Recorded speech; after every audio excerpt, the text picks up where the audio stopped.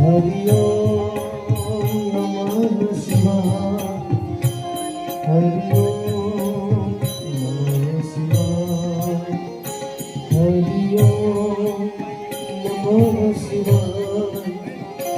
हरि ओम नमः शिवाय। हरि ओम नमः शिवाय। हरि हरि ओम नमः शिवाय।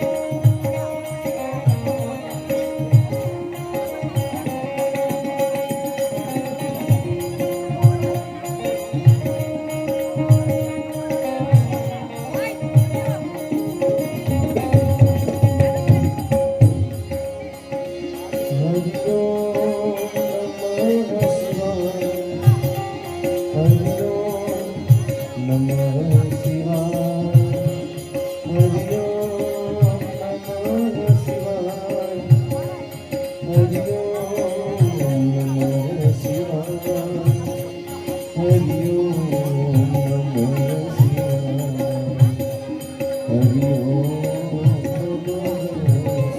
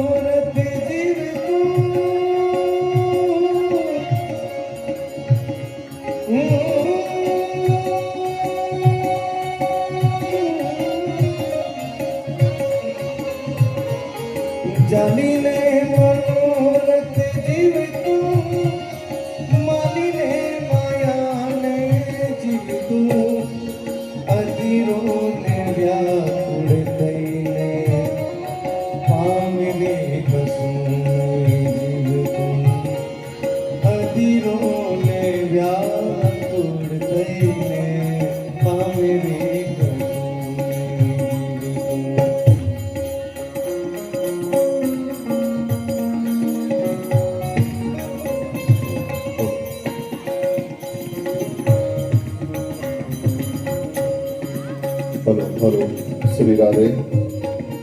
ओम नमः शिवाय। हर हर महादेव। Hello hello. श्री राधे। हर हर महादेव। कोटेश्वर महादेव की जय। શાસ્ત્રીજી કીર્તિભાઈને આપણે વિનંતી કરીએ કે આજે અંતિમ દિવસ 7મા દિવસની કથાનો શુભારંભ કરે. બોલે કોટેશ્વર મહાદેવ કી જય.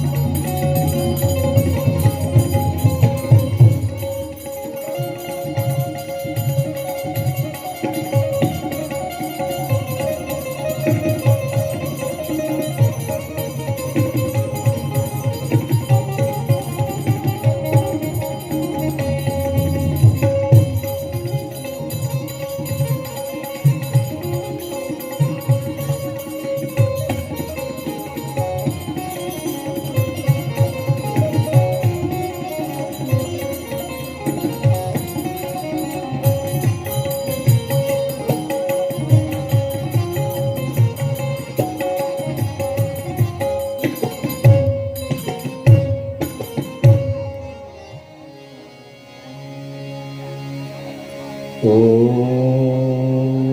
श्री गणेशाय नमः. स्वस्ति श्री शारदाय नमः.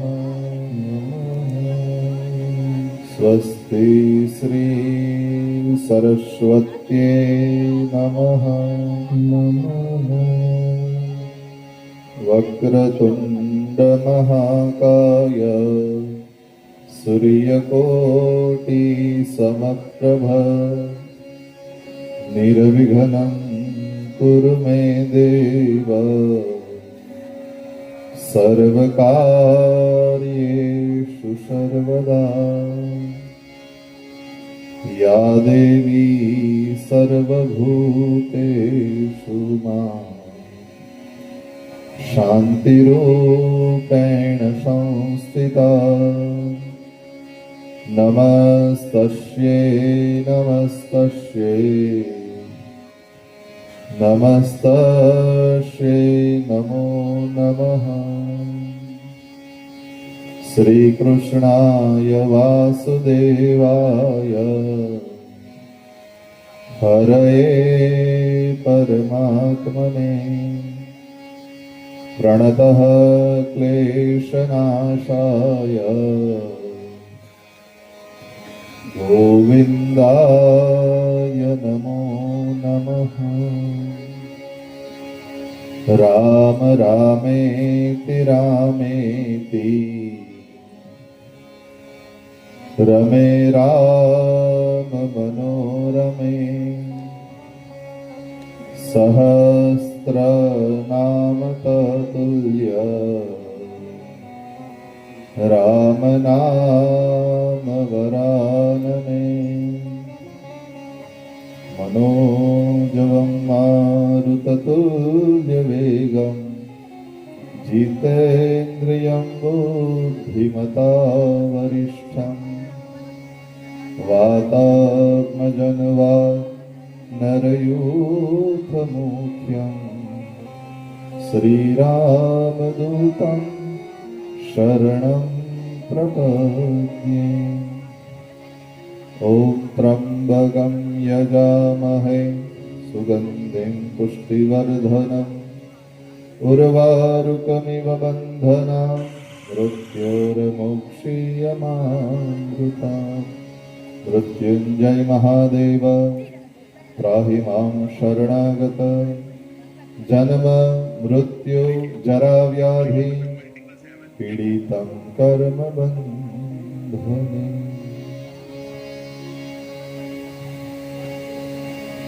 शंभु शरणे पड़ी मागू घड़ी रे घड़ी कष्ट कापो दया करी दर्शन शिवा।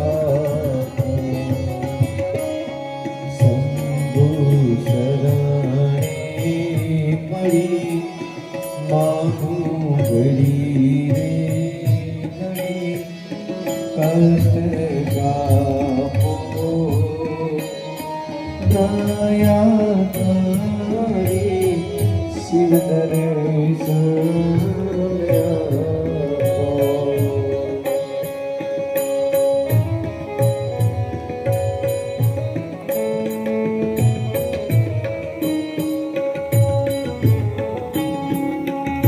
हर हर बोले जय कोटेश्वर जय रामेश्वर।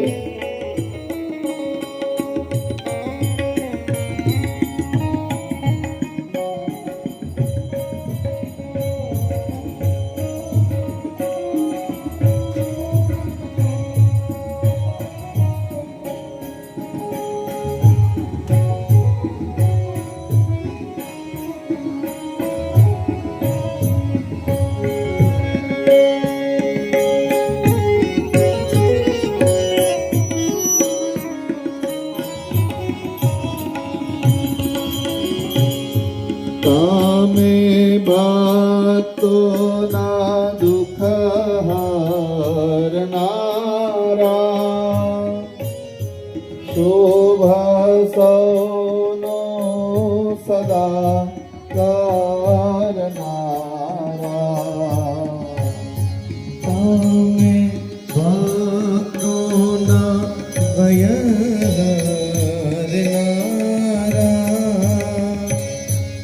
शुभ सौनो सदा करनारा। मारी मंदमती तारी अकड़ गति कष्ट कापो दया करी दर्शन शिवा। शंभु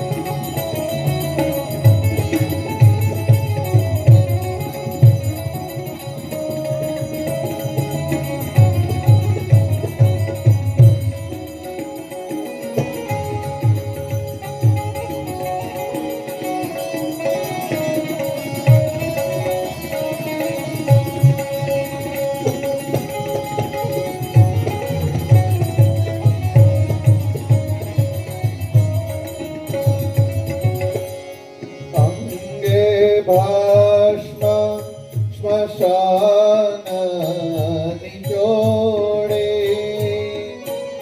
સંગે રાખો સદા ભૂત છોડી અંગે ભસ્મ સ્મશાનની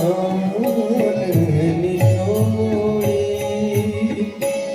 સંગે રાખો સદા ભૂત છોડી હાલે તિલક કર્યો કંઠે વિષ ધર્યું અમૃત આપો દયા કરી દર્શન શિવાપો શંભુ શરણે પડી માહું ઘડીએ ઘડી કષ્ટ કાપો દયા કરી શિવ દર્શન આપો.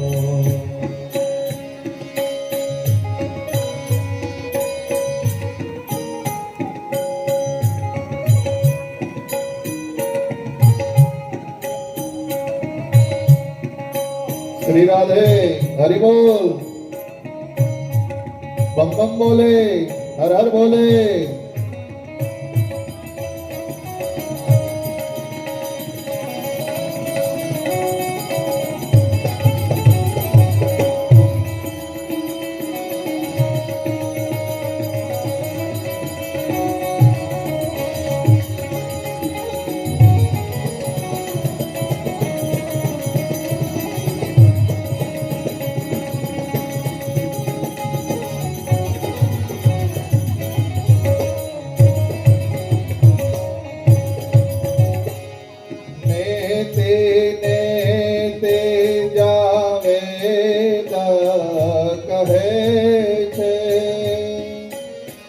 મારો ચિતડો ત્યાં જવા ચહે છે નેતી નેતી જમ વેદ કરે છે મારું ચિતેડું ત્યાં જવા ચહે છે સારા જગમાં છે તો વસુધારામ શક્તિ આપો દયા કરી દર્શન શ્રીવાપો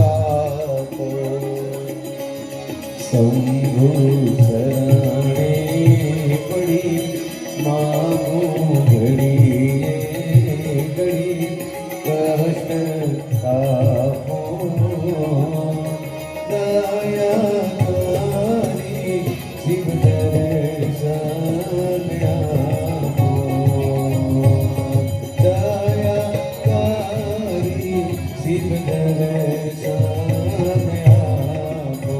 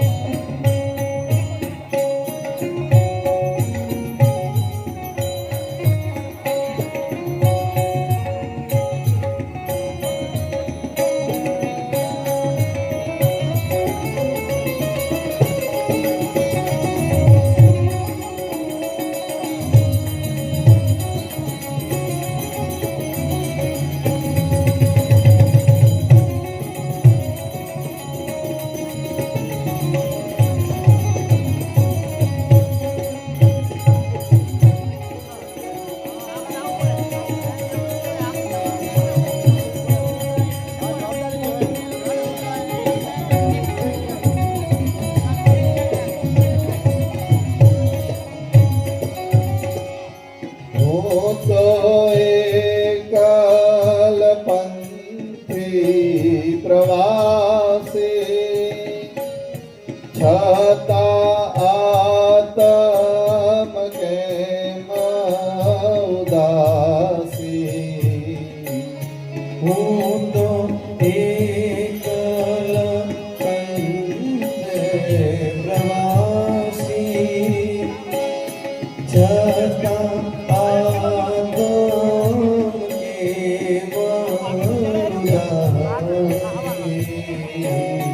ભાગ્યો મથી રે મથી કારણ ચડતું નથી સમજણ આપો દયા કરી દર્શન શિવાપો શંભુ શરણે પડી માગું ઘડી રે ઘડી કષ્ટ કાપો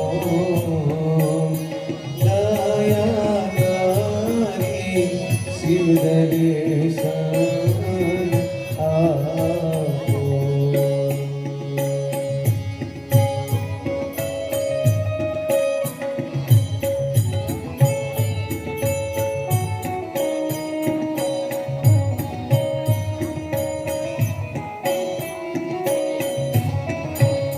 શ્રી રાધે. હર હર મહાદેવ. જય કોટેશ્વર. જય રામેશ્વર. જય તડકેશ્વર.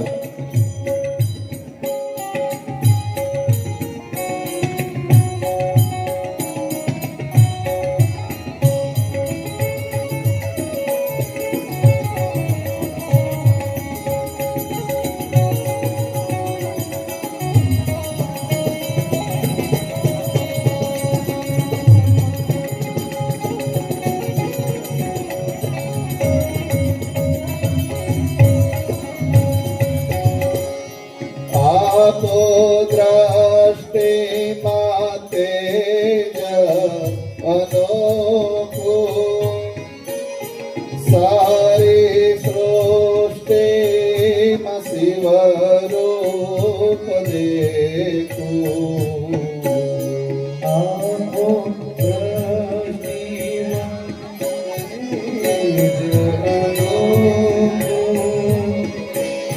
સારી સૃષ્ટિમાં તુજે રૂપ દેખું મારા દિલમાં વસો આવી હૈયે હસો શક્તિ આપો દયા કરી દર્શન શિવાપો શંભુ શરણે પડી માગું ઘડી રે ઘડી કષ્ટ કાપો દયા કરી શિવ દર્શન આપો. દયા કરી શિવાપો દયા કરી દર્શન શિવ આપો.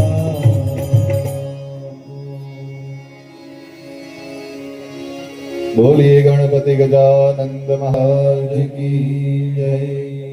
અંબે ભવાની માત કી જય. કૃષ્ણ કનૈયા લાલ કી જય. રામચંદ્ર ભગવાન કી જય. હનુમાનજી મહારાજ કી જય. સદગુરુ દેવ કી જય. अपने अपने मात पिता की जय. सनातन धर्म की जय. कोटेश्वर महादेव की जय. पादर देवी मात की जय. ब्रह्मदेव बाबा की जय. ओम नमः પાર્વતી પતય હર હર મહાદેવ હર. શ્રી પંચવટી સોસાયટી મહિલા મંડળ આયોજિત ગૌદાન તેમજ ધર્માદા નિમિત્તે આ શિવ મહાપુરાણ કથાના અંતિમ અને 7મા દિવસે પધારેલા સર્વે ભાવિક ભક્તોનું અહીંયા સ્વાગત છે, સન્માન છે.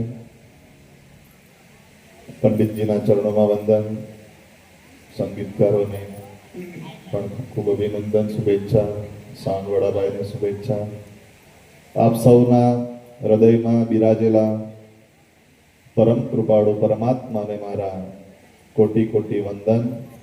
આપ સૌને મારા ઓમ શાંબ સદા શિવાય નમઃ. ભગવાન શિવ એ જ કલ્યાણ છે અને આ જીવને શિવ સુધી દોરી જવાનું જો કોઈ સાધન હોય તો એ ભગવાન શિવની આ અમૂલ્ય કથા છે.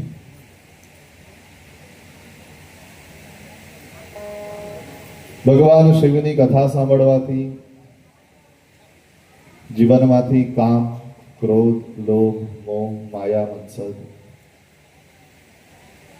આ બધું દૂર થતું હોય છે.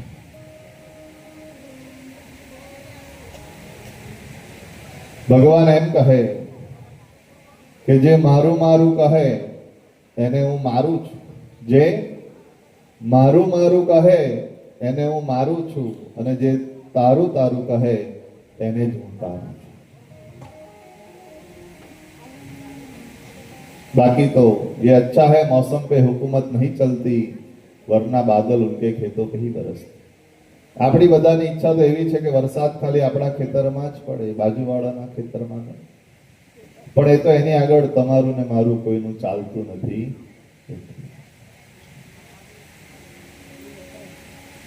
તો એવી ભગવાનની દિવ્ય કથામાં આપણે પ્રવેશ કરીએ.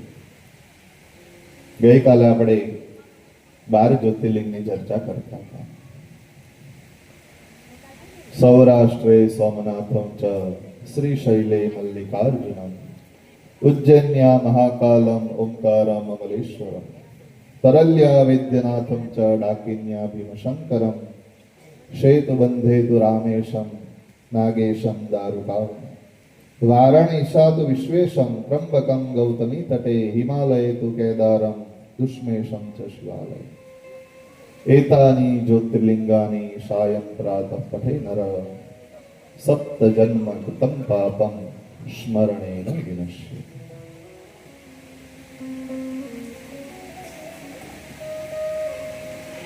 એ દિવ્ય જ્યોતિર્લિંગની દર્શન એમની ચર્ચા આજે આપણે કરવાની છે.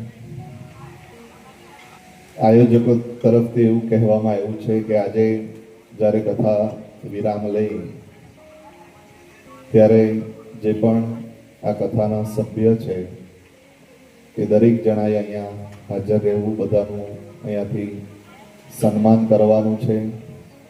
એટલે કથા જ્યારે વિરામ લઈ 5 વાગ્યાની આજુબાજુ ત્યારે જે પણ કથાના સભ્યો બન્યા છે એ દરેક જણાએ અહીંયા હાજર રહેવું. બહેનો ભાઈઓ બધાનું જ અહીંથી સન્માન કરવાનું છે.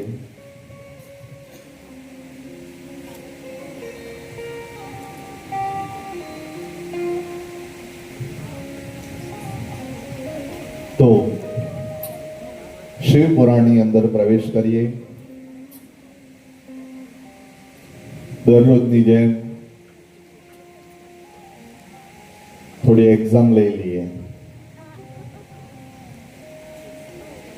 કેટલા શ્લોક આવે છે? કેટલા? હવે તો ઊંઘમાં પણ કોઈ પૂછે તો આવડવું. અને કેટલી સંહિતાઓ છે? ગીતાજીમાં કેટલા અધ્યાય? 18. કેટલા શ્લોક છે ગીતાજીમાં? 700 શ્લોક છે. તો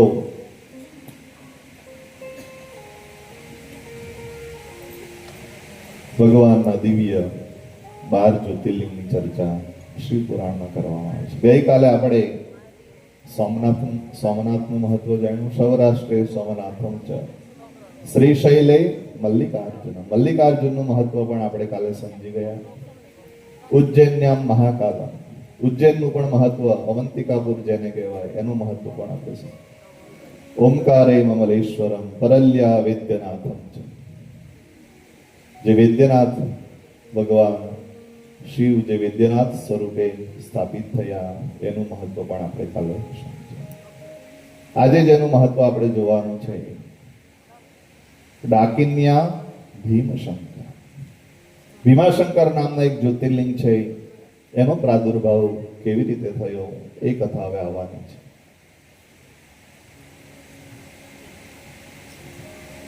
પૂર્વે એક જંગલની અંદર ભીમ નામનો રાક્ષસ રહેતો હતો. એ એની માની સાથે એકલો રહેતો હતો અને એની માનું નામ, એની માતાનું નામ કરકટી બતાવવામાં આવ્યું છે. બધા મિત્રો એ ભીમને પૂછે કે અમારી ઘરે તો અમારા મમ્મી પણ છે અને અમારા પપ્પા પણ છે, પણ તારી ઘરે તો ખાલી તારી મમ્મી જ છે, તારા પિતાજી કોણ છે? અને એક વખત ભીમને ગુસ્સો આવે છે. એ ભીમ નામનો રાક્ષસ એની મા પાસે જાય છે. એની મા કરકટીને કહે છે કે હે મા, મારા પિતાજી કોણ છે? આપણે શા માટે એકલા રહીએ છીએ? અને એ સમયે કરકટી કહે છે કે હે દીકરા, જે મહાજ્ઞાની રાવણ છે એ રાવણનો ભાઈ કુંભકર્ણ એ તારો પિતા છે.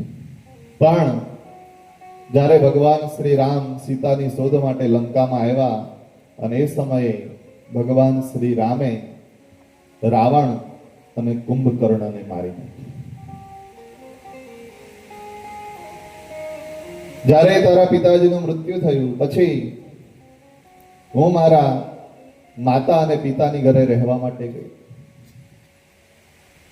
પણ એ સમયે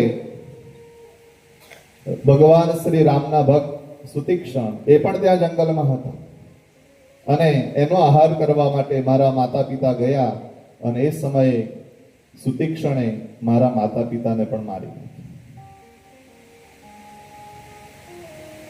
માટે હવે હું એકલી રહું છું, મને તારો સહારો છે. જ્યાં આવી વાત માતાના મોઢાથી સાંભળી એટલે પેલો ભીમ નામનો રાક્ષસ વિચાર કરે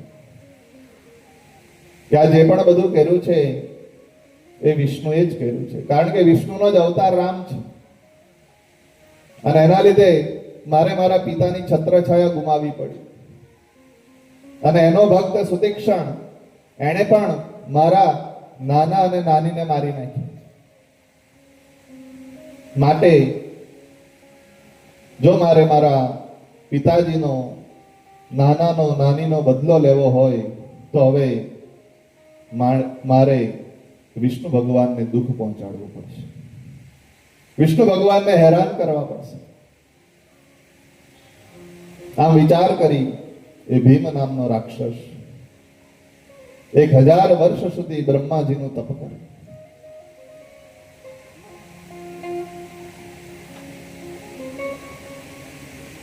અને બ્રહ્માજી એમને પ્રસન્ન થયા. બ્રહ્માજી કહે માંગ તને શું જોઈએ? અને એ સમયે આ ભીમ નામનો રાક્ષસ કહે કે ભગવાન, મને ખૂબ બળવાન બનાવો, હું બધા દેવતાઓ સાથે યુદ્ધ કરી શકું એટલો પરાક્રમી બનું. અને પછી બ્રહ્માજી વરદાન આપે છે. આ બાજુ ભીમ નામનો રાક્ષસ ખૂબ પરાક્રમી બને છે, બધા દેવતાઓને હરાવી દે છે, વિષ્ણુ ભગવાન સાથે વેર કરે છે, એમની સાથે યુદ્ધ કરે છે.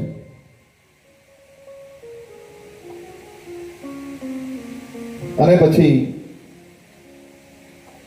કાળ દેશનો રાજા સુદીક્ષણ એવું નામ શિવ પુરાણમાં કીધું છે. એ કાળ દેશનો રાજા સુદીક્ષણ એને પણ એ જીતી લે છે અને એ સુદીક્ષણ નામના રાજાને જેલવાસ ભોગવવા માટે એ જેલની કટોરીમાં પૂરી દે છે. પણ સુદીક્ષણ નામનો રાજા એ પરમ શિવ ભક્ત હોય છે. જેલની અંદર પણ, જેલની કટોરીમાં પણ હાથમાં બેડીઓ બાંધી છે. એવી અવસ્થામાં પણ એ ભગવાન શિવનું નામ લેવાનું ચૂકતો નથી. ભગવાન શિવની અંદર અપાર કામ કરે છે. આટલા દુઃખ પડે છતાં પણ ભગવાન શિવનું સ્મરણ સતત કરતો રહે.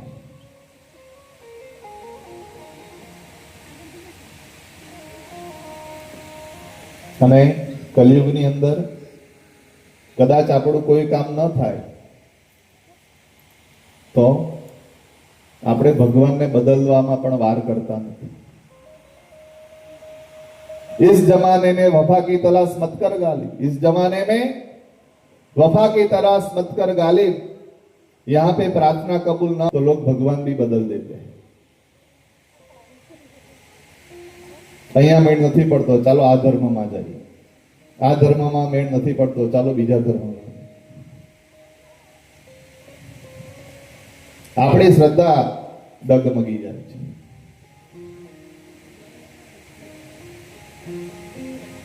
પણ કોઈ પણ એકનો સહારો લઈ લો મિત્રો, તમારો ને મારો બેડો પાર થઈ જશે. 10 જગ્યાએ 10 ફૂટના ખાડા કરો તો કઈ પાણી ન નીકળે. એ તો એક જગ્યાએ 100 ફૂટનો ખાડો કરો ને તો પાણી નીકળે.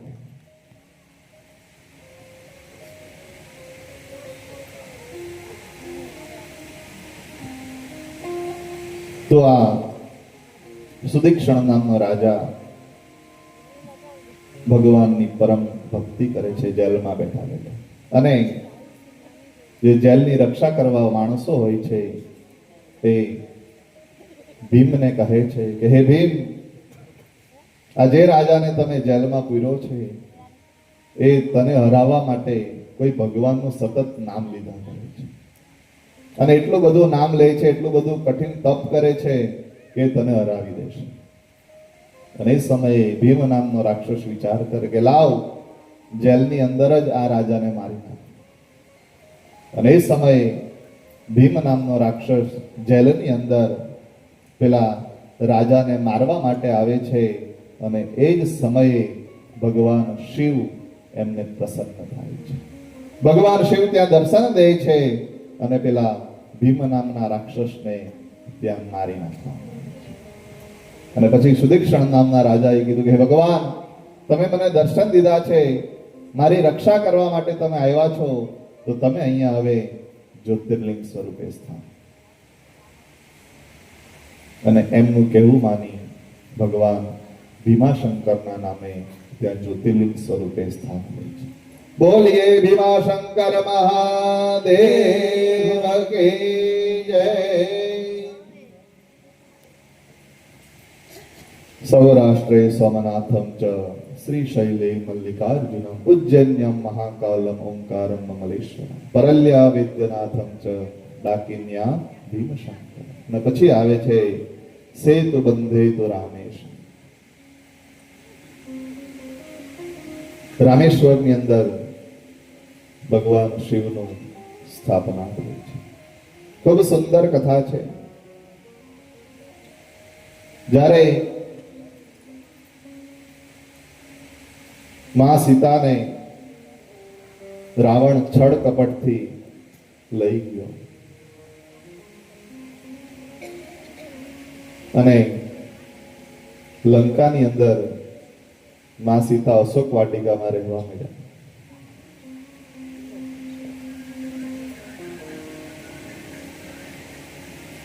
નાસિકની અંદર ભગવાન જે રહેતા હતા, કઈ જગ્યાએ રહેતા હતા? પહેલા જ દિવસે શિવજી મહારાજે કદાચ યાદ કરાયું.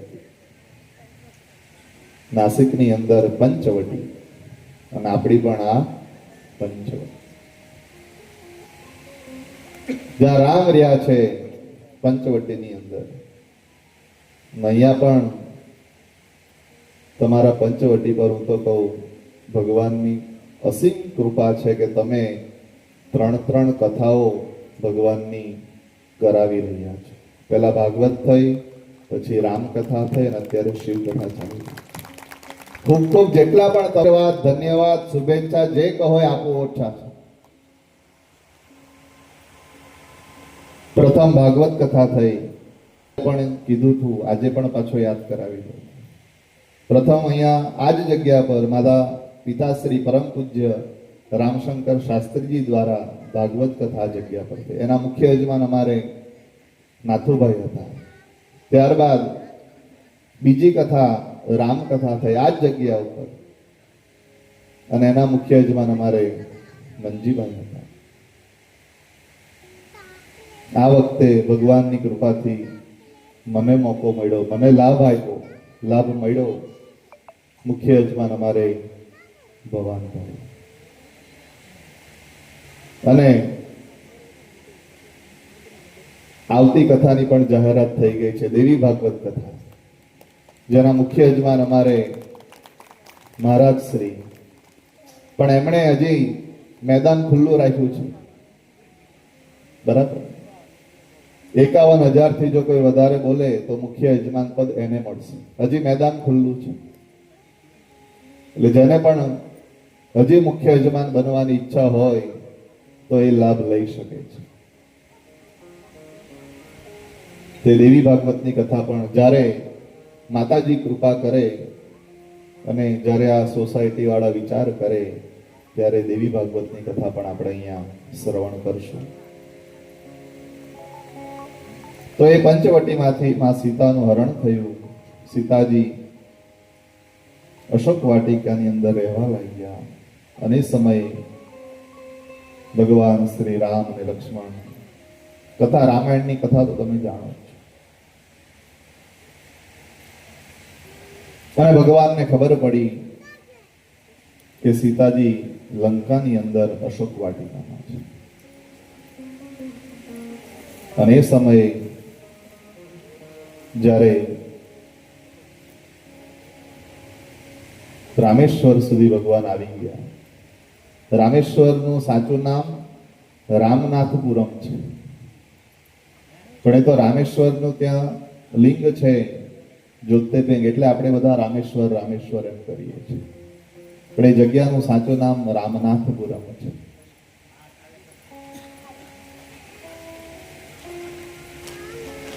ભગવાન રામ વિચાર કરે કે હવે અહીંથી અમારે દરિયો ઓળંગી સેતુબંધની સ્થાપના થઈ છે અને અમારે સીતાજીને લેવા જવાનું છે, તો સૌપ્રથમ અહીંયા હું ભગવાન શિવની પૂજા કરું. અને ભગવાન શ્રી રામે એ સમયે ત્યાં રેતીમાંથી શિવલિંગ બનાવ્યું છે. દરિયા કિનારે તો શું હોય, રેતી જ હોય. રેતીમાંથી સુંદર ભગવાનનું લિંગ બનાવ્યું અને એ લિંગની ત્યાં સ્થાપના કરી, એનું પૂજન કર્યું, અને એ સમયે ભગવાન શિવ એ રામને પ્રસન્ન થયા છે. અને ભગવાન શ્રી રામે કીધું કે હે ભગવાન, તમે મને દર્શન આપવા માટે આવ્યા છો, હું ખૂબ રાજી છું. હું તમને કહું છું કે તમે અહીંયા જ્યોતિર્લિંગ સ્વરૂપે સ્થાન, અને ભગવાન જ્યોતિર્લિંગ સ્વરૂપે ત્યાં બિરાજમાન થયા છે. અમે પણ 5 તારીખથી 11 તારીખ સુધી રામેશ્વર જઈએ છીએ. 5 તારીખથી 11 તારીખ સુધી ત્યાં રામકથા છે રામેશ્વરની અંદર, તામિલનાડુમાં. અહીંથી પણ પંચવટીમાંથી પણ 5-7 ભાઈઓ બહેનો ત્યાં આવે છે. તે રામેશ્વરનો ખૂબ મહિમા છે. બોલીએ રામેશ્વર મહાદેવ કી જય. તમે રામકથા તો એકવાર એના પ્રસંગો સાંભળો તો તમારું જીવન દિવ્ય બને. જીવન કેમ જીવાય એ તમને રામકથા શીખવાડે છે, અને મૃત્યુ કેમ સુધરે, મૃત્યુ કેમ સુધારાય, જીવન કેમ સુધારાય એ રામકથા શીખવાડે. અને મૃત્યુ કેમ સુધારાય એ ભાગવતની કથા શીખવાડે. પણ જીવન અને મૃત્યુ એ શું છે એ તમને ભગવાન શિવની કથા શીખવાડે છે. રામકથાનો એક જ પ્રસંગ મારે તમને કહેવો છે, જે મને બહુ ગમે છે.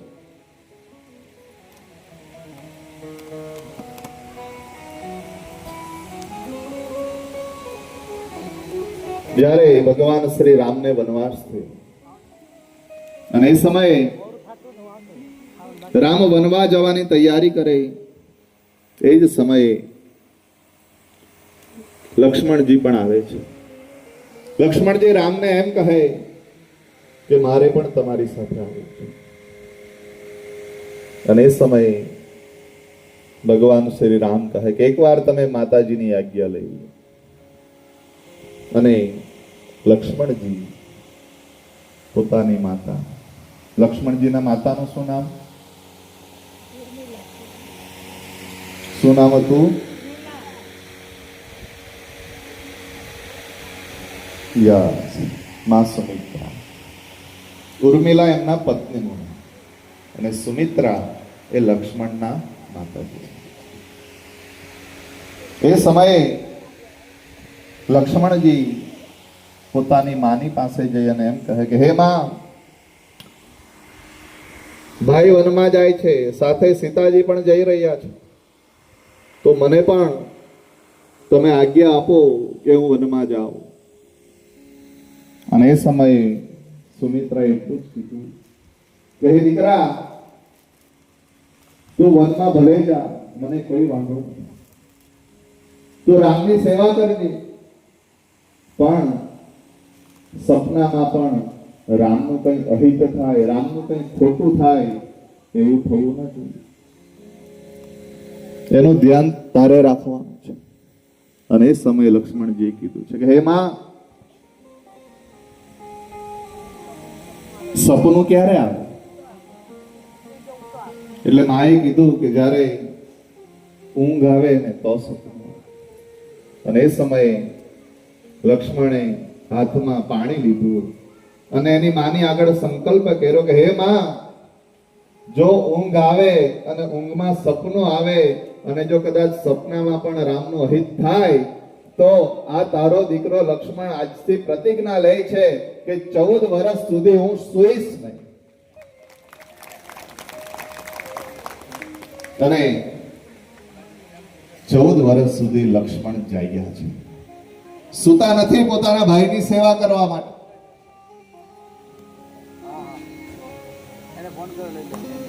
અને આજનો ભાઈ હોય તો વકીલની સલાહ લેવા જાય રાત્રે, કોઈ જોઈ નહીં એમ કે હવે આણે 2 ફૂટ મારામાં જગ્યા દબાવી છે તો શું કરીએ? બોલો, સાઈન આપતો નથી. એને કઈ ભાઈ ભાઈનો પ્રેમ ન કહેવાય. એ તો મોટો દિલ રાખવું પડે કે ભલે 5 લાખ મારા ભાઈના ઘરમાં ગયા છે ને, વાંધો નહીં, ભલે મોજ કરો.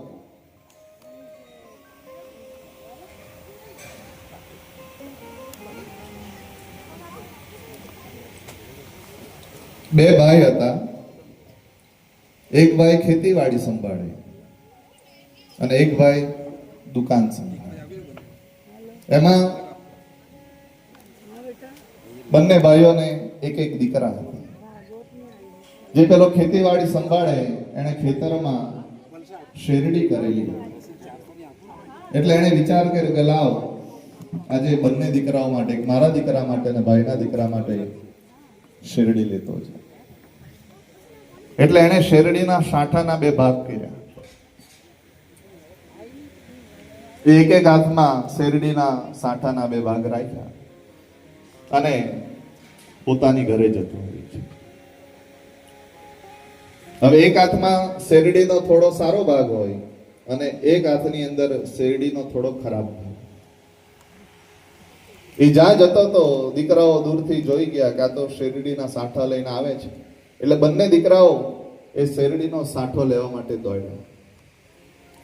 હવે જે બાજુ સારો ભાગ આવતો હતો એ બાજુ ભાઈનો દીકરો દોડીને આવતો અને જે બાજુ થોડો ખરાબ ભાગ હતો એ બાજુ પોતાનો દીકરો દોડી એટલે પેલા વિચાર કર્યો કે હવે શું કરું, અને જેવા દીકરા નજીક આવ્યા એટલે પેલા ભાઈએ હાથની આવી રીતે મુઠ્ઠી વાળી એટલે જે સારો ભાગ હતો એ પોતાના દીકરા બાજુ ગયો અને જે ખરાબ ભાગ હતો એ ભાઈના દીકરા બાજુ.